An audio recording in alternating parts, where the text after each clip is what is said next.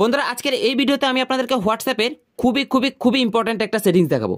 আপনি যদি হোয়াটসঅ্যাপ ব্যবহার করে থাকেন তাহলে এই সেটিংসটা জানা আপনার খুবই প্রয়োজন। দেখেন আমি যদি আমার হোয়াটসঅ্যাপে আসার পরে এখানে উপরে সার্চ বার মধ্যে একটা সিক্রেট কোড ডায়াল করি, দেখেন আমার লক চ্যাটের অপশনটা চলে আসলো। এবং আমি যদি এখানে ক্লিক করি সাথে সাথে দেখেন আমি আমার চ্যাট লকের ভিতরে যতগুলি চ্যাট লক করে রেখেছি সবগুলি এখানে দেখা যাচ্ছে। নর্মালি কি হয়, যখনই কেউ আপনার হোয়াটসঅ্যাপে আসার পরে যখনই কেউ উপর থেকে এভাবে টান দেয় লক চ্যাটের অপশনটা চলে আসে। সো এই লক চ্যাটের অপশনটা দেখে যে কেউই বুঝে যায় আপনি এই লক চ্যাটের ভিতরে কোনো না কোনো চ্যাটকে লক করে রেখেছেন। বাট আজকের এই ভিডিওতে আমি আপনাদেরকে দেখাবো কিভাবে আপনি আপনার হোয়াটসঅ্যাপ থেকে এই লক চ্যাটের অপশনটাকে হাইড করবেন। হোয়াটসঅ্যাপে আসার পরে কেউ যদি এভাবে উপর থেকে টান দেয় তারপরেও এই লক চ্যাটের অপশনটা আসবে না। সো আপনি কিভাবে এই লক চ্যাটের অপশনটাকে হাইড করবেন, সবার প্রথমে আপনি এই লক চ্যাটের মধ্যে ক্লিক করবেন, আপনার ফিঙ্গারপ্রিন্টটা দিয়ে দিবেন। দিয়ে দেওয়ার পর উপরে 3 ডটে ক্লিক করবেন, এখানে চ্যাট লক সেটিংস এখানে ক্লিক করবেন। এবার এখানে দেখেন একটা অপশন আছে হাইড লক চ্যাট, এখানে ক্লিক করবেন। নিচে দেখেন ক্রিয়েট সিক্রেট কোড, এখানে ক্লিক করবেন।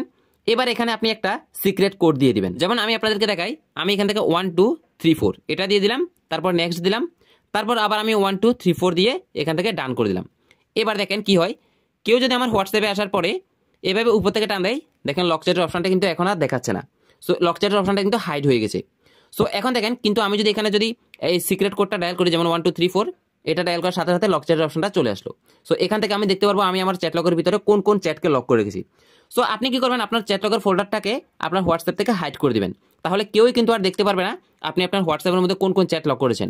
আপনি যখন দেখতে চাইবেন আপনি এইভাবে উপরে সার্চ বারে এসে আপনার সিক্রেট কোডটা ডায়াল করলেই আপনার লক চ্যাটের অপশনটা চলে আসবে এবং আপনি আপনার লক চ্যাটের ভিতরে যে ফোল্ডারগুলো রেখেছেন সবগুলো দেখতে পারবেন।